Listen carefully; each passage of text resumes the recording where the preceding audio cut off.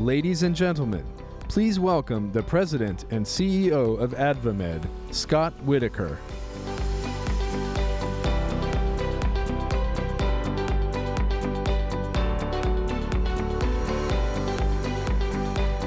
Good afternoon. What a great event it's been so far. An amazing session this morning.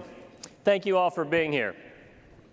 I told you last year at this conference that we were entering a time of unprecedented growth, a time of never-before-known achievement to end human suffering. In the field of healthcare, we are, quite simply, what's next? Now, it's no accident that medical technology is expanding globally at an exponential pace. The world is getting bigger. Flourishing economies, rapid disruption have ushered in a new era of prosperity and advancement. In nations all over the world, the middle class is becoming more and more aware of the need for access to high-quality health care. Our next-gen technologies have treated more conditions and reached more patients in more communities and enhanced and even saved more lives than ever before. The scope and the breadth of what you are doing is frankly jaw-dropping. Think about this. Last year alone, Americans walked through the doors of a healthcare facility, from level 1 trauma centers to small neighborhood clinics, over 750 million times. Every second in this country, 24 individuals are experiencing the nation's healthcare system. And every time, without fail, each one of them is interacting with medical technology.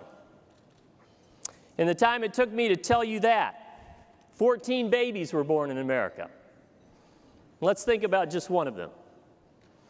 Well, that child took her first breath on her own. A medical device scanned her heart, analyzed her vital signs and metabolic activity, and helped enable the first moments of her life. The rhythm of what we do is inescapable. With every snap of my fingers, one surgery is about to begin and another is about to wrap up.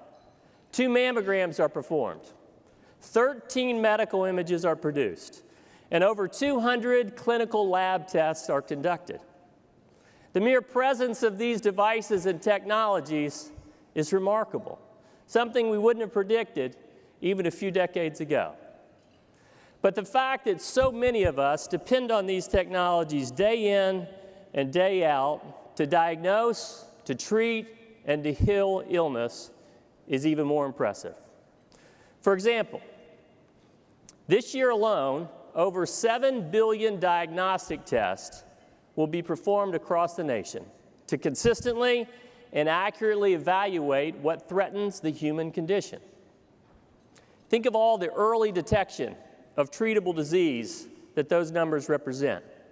Even better, think of all the patients who, as a result of those diagnostic tests, get a clean bill of health and with it, peace of mind.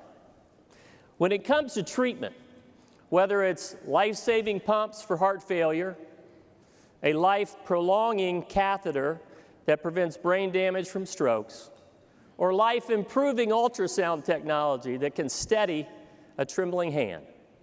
For the millions of people a day who depend on us, we are there when it matters.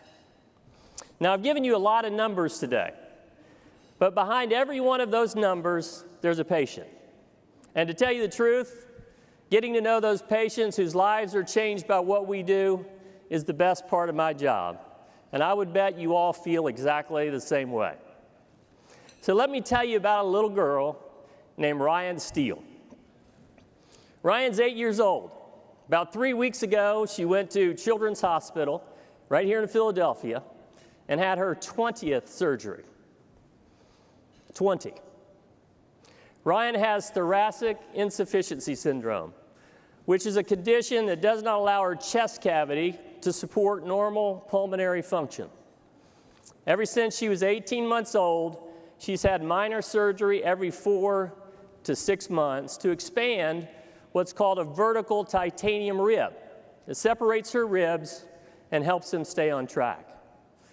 Ryan's titanium rib grows with her and allows her to breathe and to move just like other kids. And I'm not talking about just sitting around and watching TV and playing video games.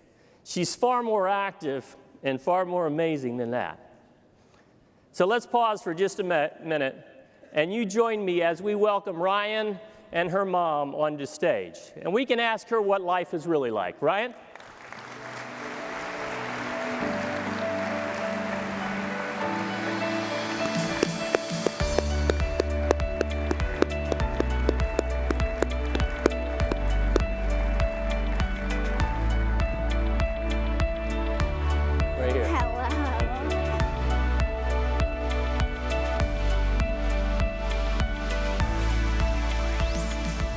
So Ryan, it's a big crowd out there, but it's just you and me in the chairs, okay?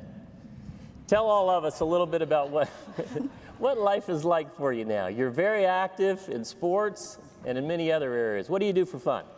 Well, I play basketball and field hockey, and I'm a dancer.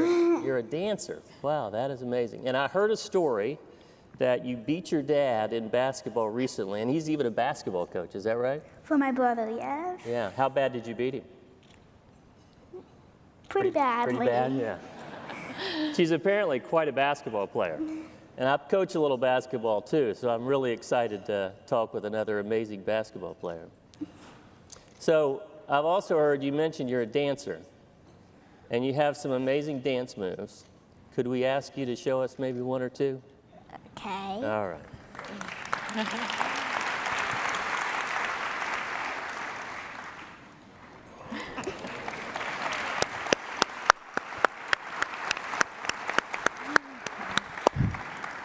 That is fantastic. We are so proud of you. We're so happy to have you with us. And I think everybody sitting in this audience looks at you today as a little bit of a superhero to us.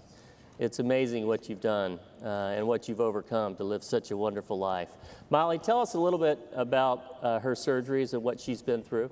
You know, it's actually become somewhat routine for us. I mean, we come up every 4 to 6 months, a 3-hour drive from Washington, D.C. area, but in all honesty, the work that they do on her, she's able to get back to her normal activities very quickly. She had surgery on Thursday, was back on the field hockey field on Sunday, and back at school on Monday. So she's able to live an active lifestyle. And a little bit of sad news, her surgeon, who had been operating on her for a number of years, recently passed away. Maybe you can reflect on his life and impact on yours. Yeah, Dr. Campbell, Robert Campbell, that worked here at CHOP here in Philadelphia, who's performed almost all of Ryan's surgeries, passed away. But one of the things that he always told us whenever I would ask him, you know, what can Ryan do and what can't she do? What did he say, Ryan? I can always fix a broken rod, but I can never fix a broken spirit. Let her be a kid. Yep, just let her be a kid. So that's kind of the words that we've lived by for the past 8 years. Now, Ryan, I've met a lot of amazing people in my life. We had Tony Blair, the former Prime Minister of the UK, who was here. George Bush is coming tomorrow. But I got to tell you, I was more excited to meet you. This is really awesome. I have a daughter who reminds me a little bit of you when she was your age. She's 16 now. And when she was you're about 8, right? When she was 8, she used to wear a pair of PJs. And on those PJs, it was full of cookies. And written on her PJs all over the place was, "Tough cookie." And I'd have to say, Ryan, you are one tough cookie. And we're so happy you would come join us. So. Thank you, Molly, for being here. Ryan, thank you. We're so proud of you. Thank you, and thank you all for all that you do every day to help patients like my daughter. Thank you very much. Thank you. Thanks, Ryan.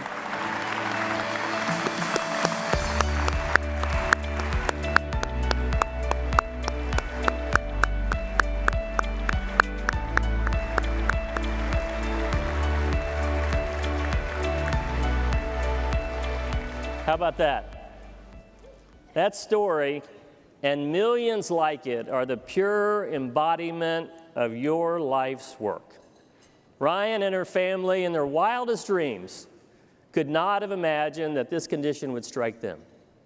Nor could they have imagined a complete solution to help her lead such a normal and healthy life. But individuals like you can. You see physical challenges and human suffering and you commit to fix them.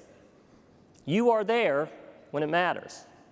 There when it matters for 8,000 Americans who received liver transplants this year. There when it matters for 19,000 Americans who received kidney transplants this year. You're there when it matters when 60,000 Americans who employ spinal cord stimulators so they no longer are addicted to opioids. And you're there when it matters for 10 million Americans who are living today with a hip or knee replacement, and the 3 million more who will join them every year. And none of this happens by accident. In fact, it was all completely predictable because it's a direct result of this industry, the industry that we represent. The innovators, the researchers, the investors, and the employees who work so hard to help doctors and nurses deliver these technologies to patients and their families on a daily basis.